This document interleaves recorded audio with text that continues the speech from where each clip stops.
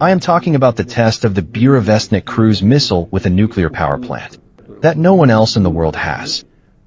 Comrade Supreme Commander, such a test was conducted on October 21st. That a multi-hour flight of this rocket was carried out, which it covered a distance of 14,000 kilometers. And this is not the limit. With a nuclear engine? Yes, with a nuclear engine. And the tactical and technical characteristics of the Burevestnik missile generally allow it to be used with guaranteed accuracy against highly protected objects at any distance. And thus its high capabilities for bypassing missile and air defense systems were demonstrated.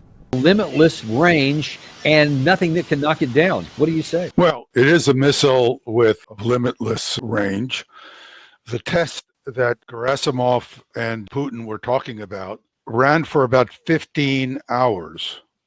So it traveled about 14,000 kilometers in 15 hours. That turns out to be a significant piece of information because it means that the Burevestnik cruise missile has a speed of about Mach 0.85 or Mach 0.9. So we know the speed of it, and that gives us an estimate of the thrust of the missile, which in turn gives us an estimate of the power of the nuclear reactor that's propelling the Burevestnik. So we have a lot of insights that come from those simple statements in the discussion between Putin and Gerasimov.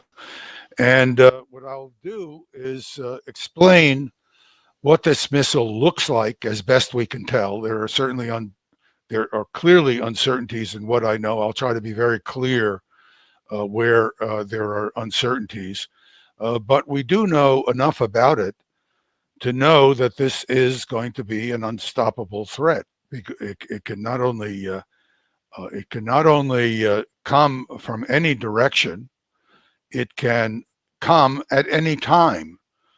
You could have this missile loitering even over your own territory without you knowing about it, and then have it, then make the last dash to the target, and from any direction it chooses.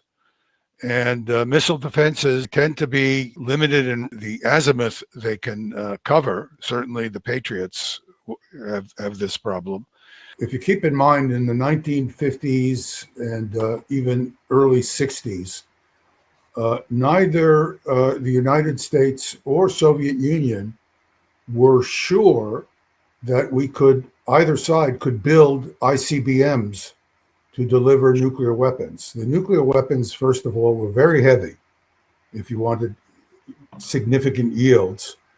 And the accuracies of the ballistic missiles were measured in miles. Typically 5 or 6 miles was sort of a very accurate missile at the time.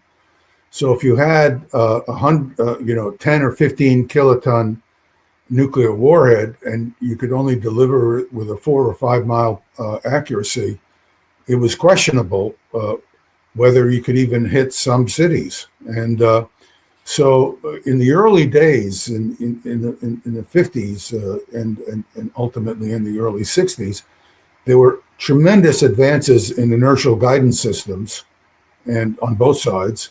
And then it became clear that you could build large enough ICBMs that could carry the weight of some of these large warheads. I mean, the Titan warhead, for example, was carried by the Titan missile. Once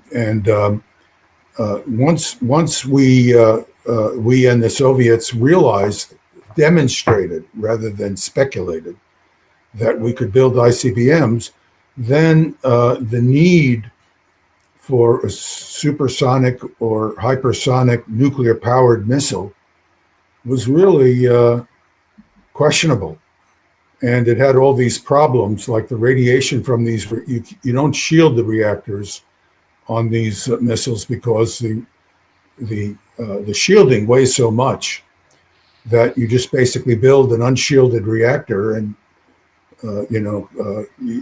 it's emitting tremendous amounts of radiation into the environment, and which is a problem. And of course, keeping the electronics in these missiles functioning in the extreme radiation environments that were created by the nuclear propulsion system was a demanding task.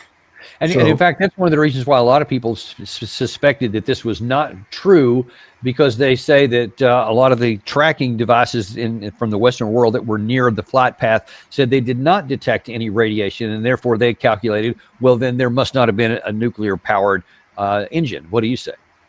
Well, I mean, the reactor is an extremely intense source of gamma rays and neutrons being the dominant dose factor if you're a human near the reactor. It's the ranges at which this the reactor could be detected at best could be measured in kilometers with an appropriate radiation detection device, and that's because it's a radiation source, but it's not necessarily emitting large amounts of radioactive material. In other words, one of the problems associated with a nuclear propulsion system of this type is the air that passes through the reactor, because it's heating air directly, is irradiated. And so you do get radioactive air coming out, but the decay times for the radioactive air are relatively short. And although it's intense, if you were, breathing the air, near the reactor, it doesn't propagate very far because it's not persistent. So the only persistent source of radiation that you could potentially get from one of these reactor exhausts is if there was a lot of dust sucked up by the engine from the air, and this dust is particles that get radioactive as they're sucked through the reactor, and that they persist. But that's not a big source of radiation relative to real radioactive particles from the reactor itself. So it's no surprise at all that they're not detecting any radiation from this reactor. So what do you think changed? Because you were describing in the earlier phases of this technology development that there was all kinds of problems with the shielding and the radiation on the electronics, et cetera, but now then apparently they overcame that. Well, first of all, the reactors that the Russians are using are 100 times less powerful than the reactors that people were using for the much faster supersonic or hypersonic variants of these missiles. In addition, the reactors that were being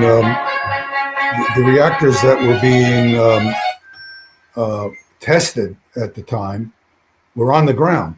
They have a test reactor. It's not flying in a device, and this stuff is sucking up dust from the ground. I mean, you can't do a test of a 400 megawatt reactor that's sucking in hundreds of kilograms per second of air, where you're not sucking in a lot of dust, and that dust gets irradiated. And you didn't want to be in those areas, behind the reactor when it was operating or afterwards.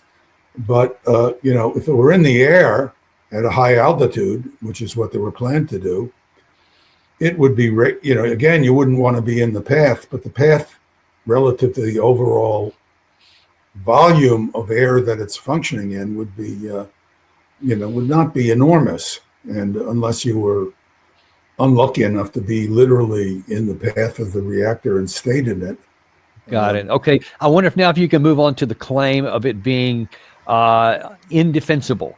That Vladimir Putin said that no matter what, nobody has any defenses against it. We do have some defense against some cruise missiles, so some people argue that that's just an empty claim and that maybe it's hard, but it's not impossible. What does your research tell you? Well, I think the shape of the nose, which we can see, I'll show you some images of the nose, is certainly it's designed the shape characteristics tells you immediately that the radar reflectivity from the nose of the missile, which should be the dominant contributor to the radar reflection. Okay, you got it there. And that nose, actually, if you go to slide 11, I think it's slide 11, there you go, and then slide 12, if I got it right. I screwed up. I sent you all right, it's okay. Slide 11 is good enough. If you see the shape of that nose and you look at it up close, which we can see in slide 10, the note every oh, there it is. Okay, all those surfaces are rounded. They're not sharp, and not only are they rounded, but I can guarantee you that there's radar absorbing material behind the surface that you see. So there's some kind of light paint on it, which may have radar absorbing materials within it. And then there's almost certainly radar absorbing material behind it. So the radar reflection from the nose, which is what you're going to see when it's coming at the radar system, is the air defense system. It's going to be very, very small. Wouldn't surprise me if it's well below 1/100th of a square meter. So it's also going to be coming in low, so there's going to be ground clutter, and these radars are not going to see it. They're just not going to be, between the ground clutter masking the incoming missile and the extremely low radar reflectivity of the missile itself. They're just simply not going to see this thing coming. I wonder if you can just briefly explain to us how the standard. I understand that there's limitations on our ability to intercept things under any circumstances, but let's just say in the best case scenario, if we have some advance warning of where a threat may come from, you said there's some issues about orientation. I don't know if that's of the attack Patriot radar. Yeah, so tell us a little bit about what a best case scenario looks like and what this can do to a best case scenario. Well, the Patriot radar has about 120 degrees of azimuth look. So if you want to search for 360 degrees azimuth, you need 3 of these radars. Set up looking in 3 per battery or per defended site. Per defended site. Each battery has 1 of these. So you'd have now. We have the radar is a real bargain at $200 million,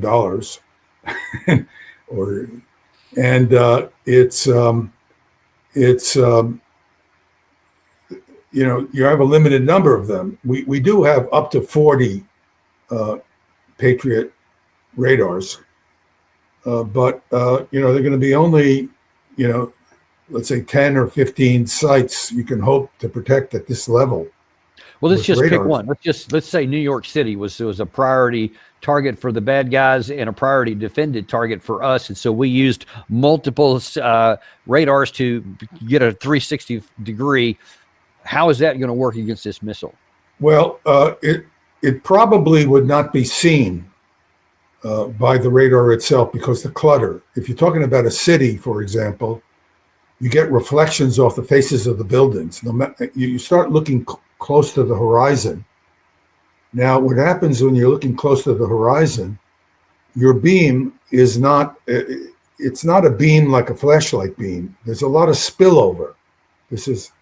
So if you have if the beam is not perfectly focused, which you don't have with a radar beam, it's distributed, then even a small spillover at the edge of the beam that reflects against the ground and the corners of structures on the ground gives you a tremendous background reflection. So this is called clutter. Now the clutter is enormous, can be millions of times larger than the actual reflection from the missile that's coming in. Now, in order to separate the signal from the clutter, you do what's called, you look for a slight frequency shift in the radar cross-section of the incoming missile. You try to use this frequency shift to separate it out, but there's only so much you can do. And when you look at the clutter rejection capabilities of the Patriot missile system, it's not up to the job. For example, we know that the Patriot missile systems in Iran did not even see I'm sorry, in Syria, not in Syria, in Saudi Arabia, did not even see the incoming Iranian cruise missiles that destroyed all of these facilities in the oil infrastructure with the oil production facility. They just didn't even see them. Now, this cruise missile is going to be much lower radar cross-section than even the cross-sections of the cruise missiles that the Iranians used. So it's just not up to the job. It's just a matter of quantitative capabilities. Now, that's what we have right now. Now, according to the now Secretary of War back in May, we're about to get a foolproof method that will keep us safe for everything. This right here, the Golden Dome for America, is a game changer.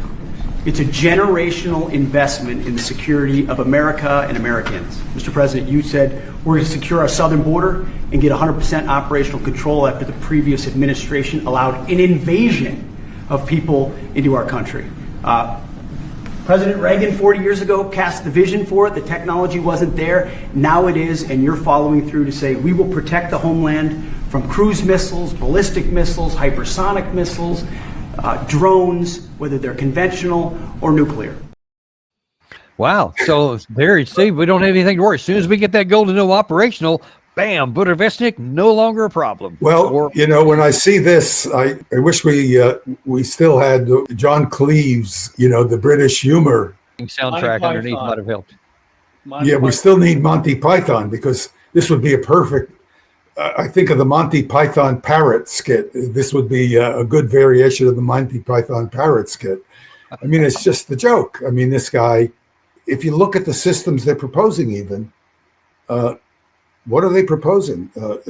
The system in space has nothing to do with cruise missiles. You can't intercept cruise missiles from space. You can't find them from space, so how are you going to intercept them? And the interceptors you have theoretically can barely do ballistic missiles, ICBMs. In fact, it's not even clear they can do that. And speaking of where are they going to get the drone? I wonder if I could just kind of break in and get you to talk about something we had talked about a little bit off the air before we got on here, which I think is really important. There is a recent movie, very realistic, about what might happen with the decision-making process should we receive an incoming ICBM nuclear missile aimed at the United States. And it was called The House of Dynamite, I believe it was. And in there was this section where they fired some ground-based interceptors. They call them GBIs. And when this missile was coming up, they said, all right, we have, as they later explained, a 61% chance. As a coin flip, they were like astounded. The Secretary of Defense said, he said, you mean we're reduced to a coin flip to stop this? But when you saw that, you said you had a different reaction. Oh, my reaction was the overwhelming probability of intercept is zero. And I can show this. In fact, if you guys are foolish enough to have me on again, I'll give you a briefing. We will be. I'll give you a briefing because I have analyzed these tests in the past over the time that these tests were being made. And the trick that the 61% number comes from a trick. Every time they have a failed test where the orchestrated piece of the test was not as planned. So these are all orchestrated tests. They don't count it as a test. So 61% of the time, actually it's probably closer to 50% of the time, where the test went as it was planned to be orchestrated, they hit the target. In the case where the tests did not go as orchestrated, as planned, it catastrophically failed, and they counted as a no test. But the failures indicated how vulnerable the system was to the simplest of countermeasures. In other words, something occurred that caused a decoy to be present that they hadn't planned for, a false target, and the test couldn't be run. So, and we know that the decoys are the big problem, the big vulnerability of this system are decoys. So they literally scripted out every test that went not as they planned, where there was something unexpected. And because there was something unexpected, the test totally failed. They couldn't even begin to try to have a test. So, and as far as you know, what is the doctrine for? We'll just pick Russia. I guess you could pick China too if you happen to know. What is their doctrine in terms of some kind of mix of actual missiles to decoys? Well, I think you could have easily hundreds of decoys to missiles. No problem at all with the Russians. I would say probably the same with the North Koreans. If you can launch a missile with a nuclear war, if you have the technology to build an ICBM, have a nuclear warhead, launch the nuclear warhead on the ICBM, you certainly have the technology to deploy some balloons that would, we know for a fact would fool the system. They would not be able to tell the difference between a balloon. And for those, wait. Let's go on there, because that is like anyone listening to this, me going, wait a minute. Our ability to distinguish between a balloon and an incoming ballistic missile, we can't differentiate? No, because the balloon, you see the balloon at a long range, and all you see is its bright radiating surface. You see the warhead at a long range, all you see is its bright radiating surface. Now, there are tricks you can use to try to distinguish the warhead from the balloon. For example, the warhead may wobble a bit. And if it wobbles a bit, the intensity of the fluctuation that you see may fluctuate a bit. And so you say, well, that's not a balloon because there's a fluctuating signal. Well, if I paint a stripe on the balloon and it's a sphere, I can give it the fluctuating signal. So I can take the warhead and put a balloon around the warhead so it looks brighter than you expect the warhead to look. And then I can have lots of other balloons of different sizes and brightnesses around it. So you have no idea what you're looking at. Everything looks like a potential target. These are simple countermeasures that the Missile Defense Agency was clearly aware of. In fact, they changed. I can discuss this in a follow-on talk. When they discovered this vulnerability, they changed the decoy suite that they were testing against. They had these decoys that they were using that were too credible. So what they did is they changed the decoys to less credible decoys that they would have an easier chance to tell the difference. And incidentally, they still couldn't tell the difference. So, and by the way, do we use the same technology on our opponents? Do we use decoys as well? Oh yeah, we have all kinds of decoys, and I can show you pictures of decoys. I have pictures of decoys. I can show you in this, this talk I'll put together. Yeah. It's zero is any informed guess. You would have to say must be zero.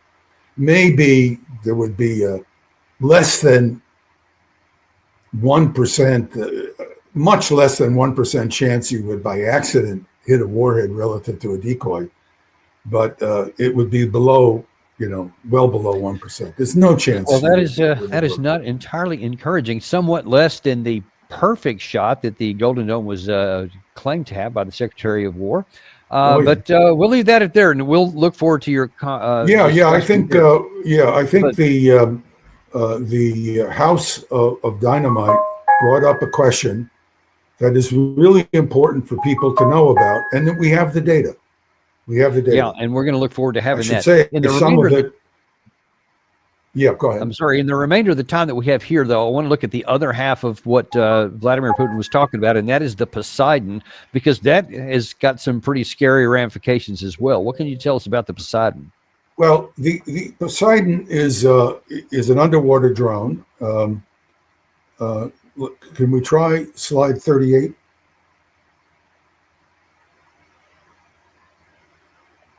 There you go. It's an underwater drone. It's probably not 2 meters in diameter as shown in this diagram, which is copied from a website run by a very knowledgeable guy on underwater systems. But if we look at the next slide, 39, we can see how Putin revealed this this weapon system.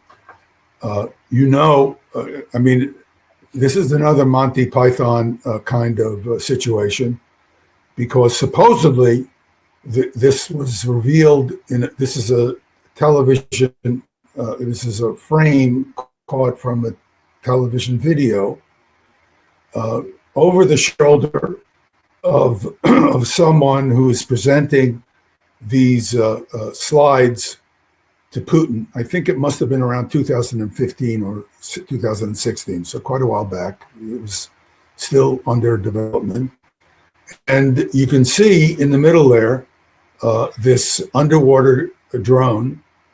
We can't see all the detail because the video was not that high resolution, but it was an accident, supposedly, where the television video camera caught this, and of course the reporter got out of the Kremlin. All this stuff just happened to be shown. But of course, anyone who has two neurons to rub together understands this was a purposeful example of Putin telling us what to expect. So, 6 or 7 years later or 8 years later, we now see it launched. It takes time to develop these things. On the left front of this underwater drone, which probably displaces somewhere between 20 and 30 tons. So it's not a small vehicle. It's significant. Yeah, that's about the size of some of the World War II submarines, right? Yeah, it's a small submarine. Yeah, it's definitely a submarine. It's got a nuclear power plant in it, so it can run for an indefinite period of time underwater. And that forward section has enough volume to carry a 100 megaton nuclear warhead. Now, if you want to get a sense for, let's look at slide 41. It's carried in a submarine. It's an converted Oscar class submarine. The Oscar class submarine can carry up to 6 of these doomsday weapons. Why don't you go to slide 44, Gary? Here you are.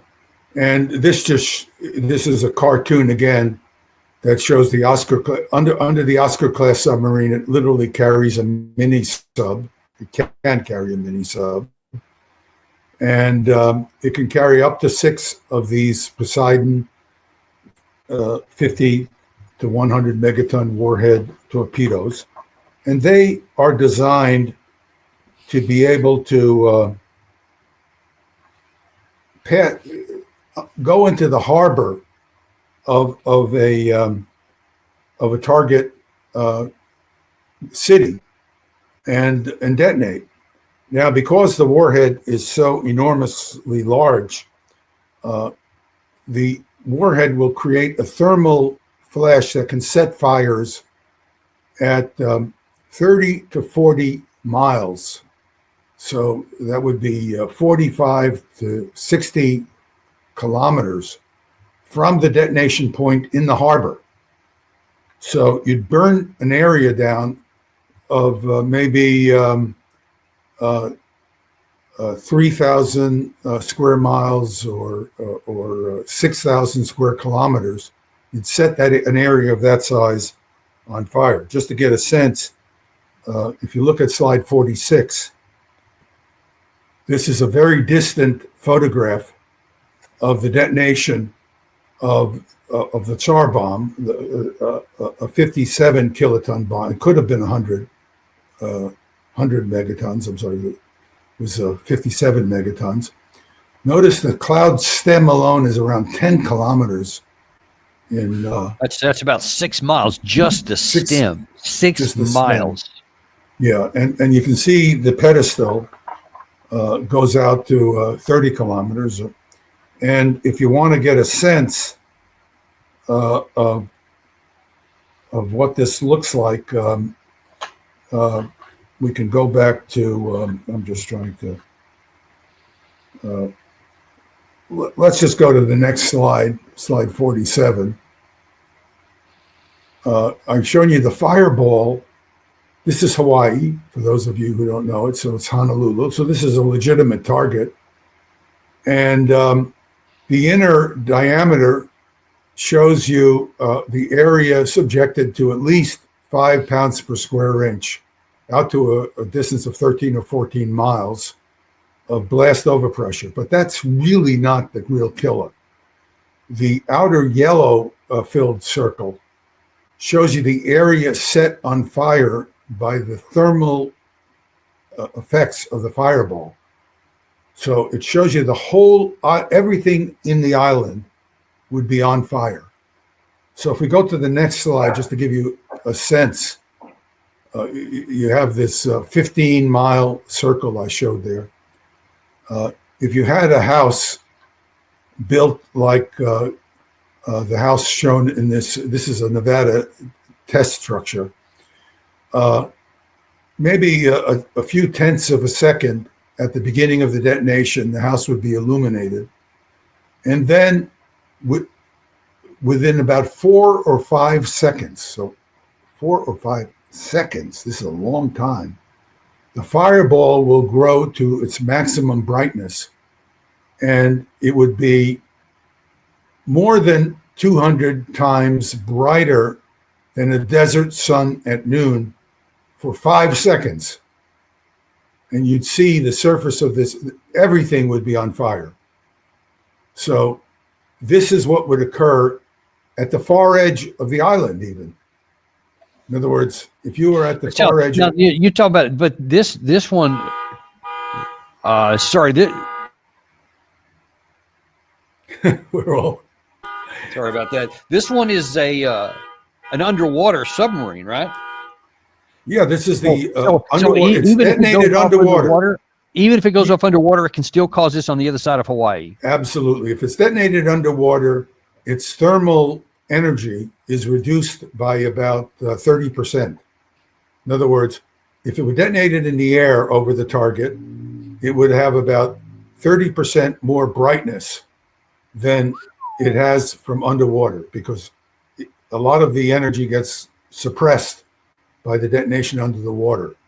So it's still bright enough to set a building on fire at the far edge of the island of Oahu. In other words, the whole island would be in flames. So nothing on the island would survive. So even though it's detonated underwater, and the thermal pulse is suppressed. So if you want to get a sense of what the pedestal looks like, if we go to slide 50, this is just a guess. guesstimate, the island is, if we go back one slide, 49, there's the island, there's the island itself.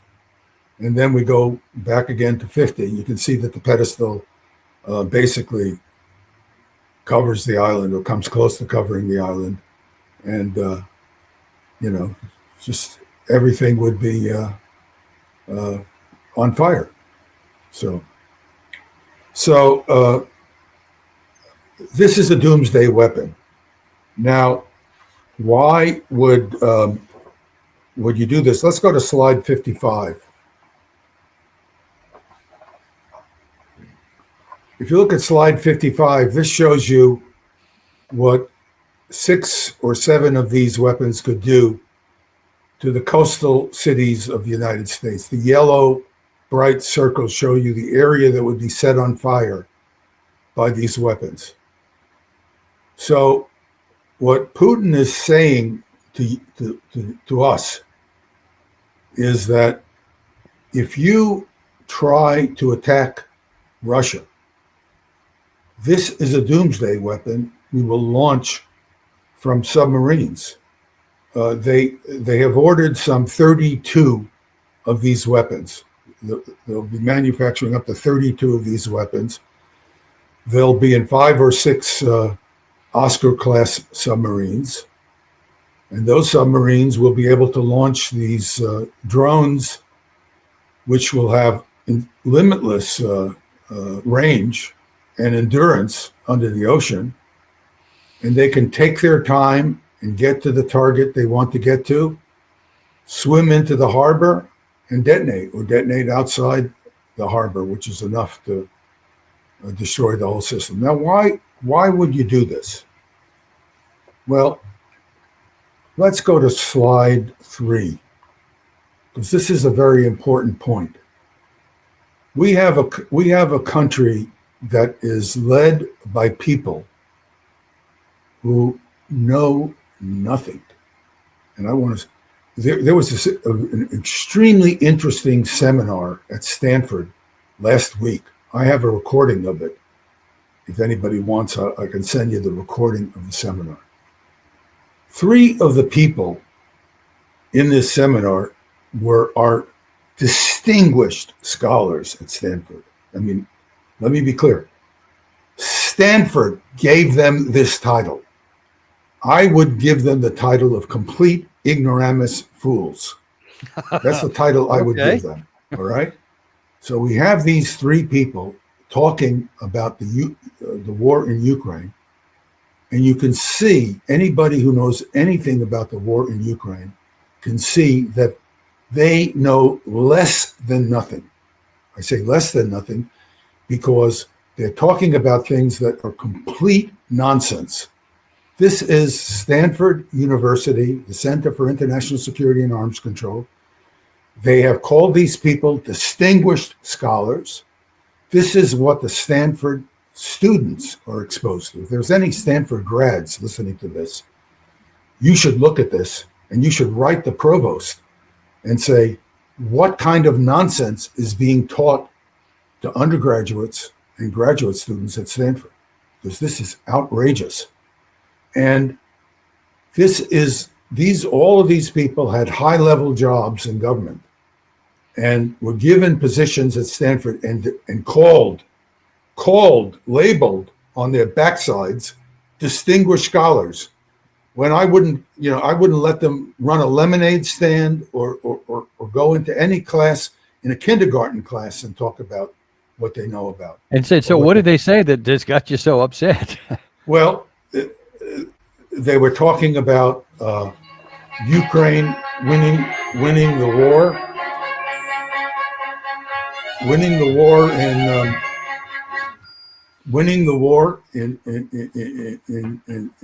the Ukraine war. They were talking about how the Russians have got over 1 million casualties in this war. I mean, it's hard to believe. How could you be following this war and know anything about the situation with the advantages of, for example, artillery advantages that Russia has relative to Ukraine, and the tactics of using artillery at long range to soften up targets and kill soldiers before you attack a target. I mean, how can you come up with these numbers and speak about them with authority? I mean, they're just talking with complete confidence. I mean, if you didn't know anything and you listen to these people, you would think that this war in Ukraine is still a contested matter. Now, this is a university that's Center for International Security. I mean, how can you be so ignorant? One of these people is a guy named Colin Cald. He was third level guy at the Pentagon under Biden. The other person was worked for Jens Stoltenberg. That should tell you everything you need. Rose Gottemuller. Third was a former U.S. ambassador to Ukraine. And these are the people who are telling students and graduate students about what is going on in the world. They have no idea. If you talk to them, and I have, about anything that Putin has said, they have no idea. They'll cherry pick statements Putin has made to try to make him look like a maniac. Here's a statement that I thought we should go over with your audience to give you a sense. This is an impromptu statement that Putin made during the St. Petersburg International Economic Forum in June of 2016. He was just sitting there talking to a bunch of journalists. He just somehow he got on the topic of nuclear deterrence. So he says, no matter what we said to our American partners. Now this is Putin speaking right here. This is Putin. This is to curb the production of weaponry. They refused to cooperate with us. They rejected our offers and continued to do their own thing. Rose Gottemuller, in this particular group of idiots, she was talking about how the Russians constantly refused to cooperate with the Americans. I can tell you, because I watched that in detail, because I was looking at the U.S. missile defense activities at that time, that it was the United States that rejected every offer that the Russians did. So she distorted this statement into the Russians being uncooperative, but in fact they were cooperative. Anyway, he goes on to say they rejected everything we had to offer. That's a correct statement he made, not the statement that Rose Gottemuller made. That means we were right when we said they are lying to us. And incidentally, Gottemuller, if anyone wants to talk to Anatoly Antonov, he will happily tell you that Gottemuller lied to him repeatedly about U.S. missile defense activities. Incidentally, her people lied to the South Koreans about the U.S. missile defense activities in South Korea. I was furious about that, and I wrote her a note, which she never responded to. All right, so their reasons were not genuine. In reference to the Iranian nuclear threat, your people, the populations of Western Alliance, do not feel a sense of impending danger. This is what worries me. In other words, you don't feel the danger from Iran, but you're talking about this nuclear system.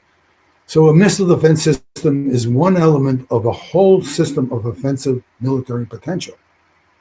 It works as part of a whole that includes offensive missile launches. One of the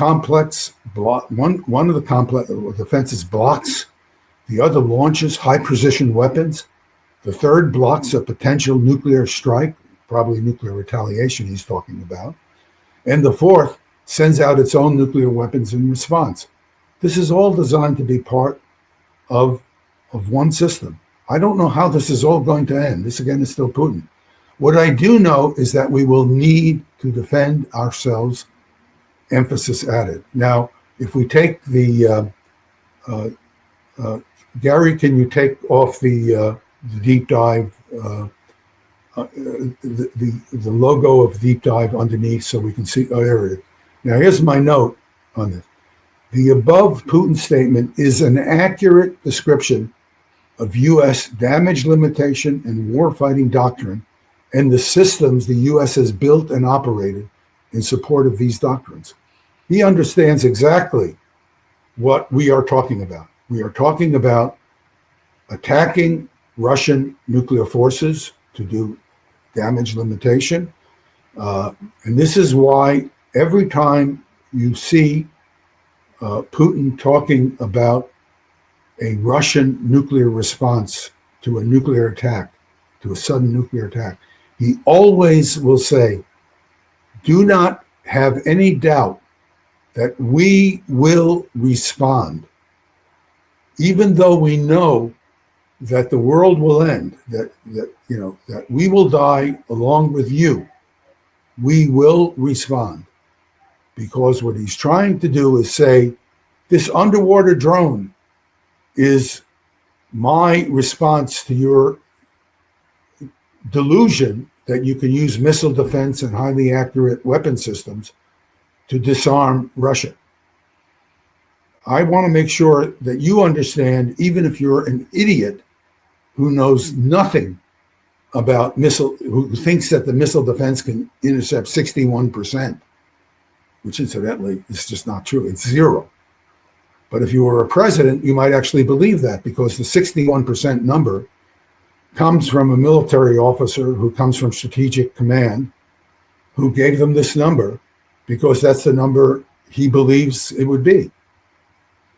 He knows nothing. He's some 3-star general. He was told this number. He has no idea what he's talking about. He comes up with the number 61%. It's ridiculous. And this is what a president is going to be told. So this is what Putin is worried about. He's worried about the stupidity of the bureaucrats in the system who then advise a president. And the presidents, notoriously, we know from history that presidents almost never know anything about the nuclear systems. I mean, it's such it's not a good situation for the guy who actually has control and command over that button. But listen, we just have to hope that he'll be watching our show today, and any future president will watch a video of your presentation here so that they will understand and will never even get close to using this, or we'll all pay a catastrophic price. But listen, I can't tell you how much we appreciate you coming on today and providing such precision and clarity over a very complex issue in ways that just any regular person can understand it. Thank you so much. Thank you. And we'll talk about the missile defense capabilities. We will definitely do that. That's 100% want to get that on the calendar and get that done, because that's also really important to understand. Care. Thank you very much. Thank you guys very much. Let you know that in just about 30 minutes from now, we're going to have an update on the shutdown situation for the U.S. government. Is it really ending the shutdown? Is it really going to happen? There could be a vote tomorrow, but how effective is this going to be? And is it just going to be kicking the can down the road? I think you know where this is going. But tune in and we'll give you all the details in about 30 minutes at 3:30 p.m. today on the Daniel Davis Deep Dive.